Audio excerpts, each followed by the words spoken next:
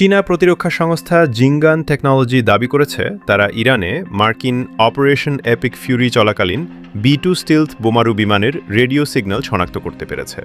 সংস্থাটির এআই চালিত জিঙ্কি monitoring system মূলত ওসেন্ট বা উন্মুক্ত গোয়েন্দা তথ্য বিশ্লেষণ করে গত জানুয়ারি থেকেই মধ্যপ্রাচ্যে মার্কিন সামরিক প্রস্তুতির একটি নিখুঁত স্ট্র্যাটেজিক ইন্টেলিজেন্স ম্যাপ বা কৌশলগত রূপরেখা তৈরি করছিল।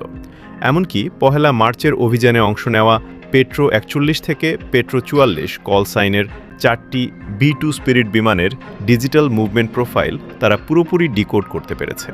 এর ফলে মার্কিন এয়ারফোর্সের অপারেশনাল গোপনীয়তা এখন চীনা এআই প্রযুক্তির কাছে এক বিশাল ঝুঁকির মুখে।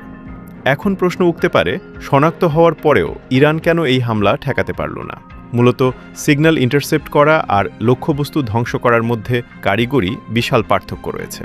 B-2 বিমানের বিশেষ স্টিলথ ফিচারের কারণে একে আকাশেই নিখুঁতভাবে রাডার লক করা আজও অত্যন্ত চ্যালেঞ্জিং।